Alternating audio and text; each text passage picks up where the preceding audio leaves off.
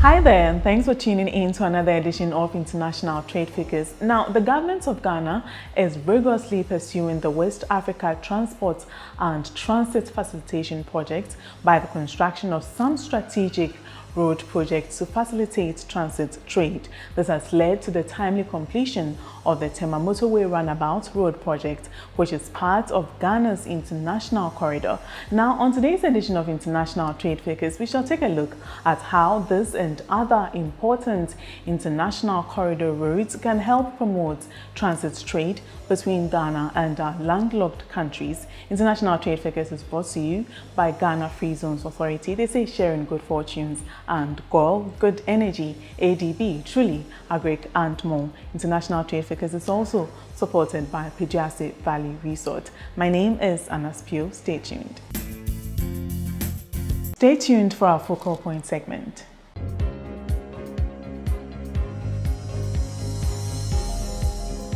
Since the introduction of the Gateway project by Ghana, the Tema Port has become the preferred destination for transit goods meant for other landlocked countries. The initial stages saw Ghana competing with La Côte d'Ivoire, which was the market leader then. But the level of efficiency that was gradually but systematically introduced at the Tema Port and the state of insecurity that engulfed La Côte d'Ivoire compelled all the landlocked countries to opt for the Tema Port as their preferred transit trade destination. However, it became obvious that these landlocked economies were disadvantaged by costly and unreliable transport and transit processes. For example, transport and transit costs for countries such as Burkina Faso, Mali and Niger were up to 50% higher than those countries with direct sea access. Historically, the Abidjan-Ouagadougou-Bamako corridor was the main sea access corridor for both Burkina Faso and Mali until the security situation in La Côte d'Ivoire worsened. Apart from Ghana investing heavily in port expansion and modernized projects at the Tema Port, the country also began to invest in building road infrastructure along the West Africa Transit Corridor.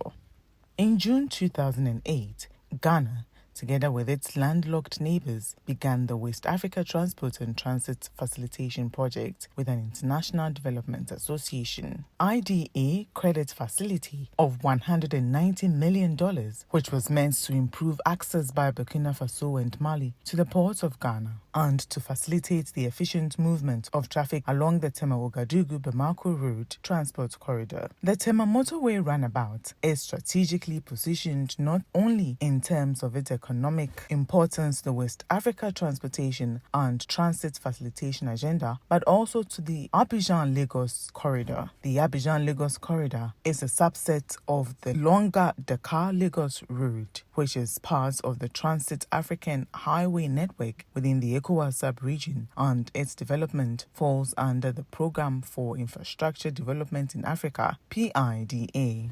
It covers a distance of 1,028 kilometers and 8 border crossings spanning 5 participating member countries, namely Côte d'Ivoire, Ghana, Togo, Benin, and Nigeria. It's critical for regional trade and socio-economic development of the sub-region as it connects the most densely populated and economically active parts of the sub-region. Also connects with rail networks and major sea and airports. Additionally, it connects with other corridors on a north-south axis linking landlocked countries such as Burkina Faso, Mali, Niger, and Chad.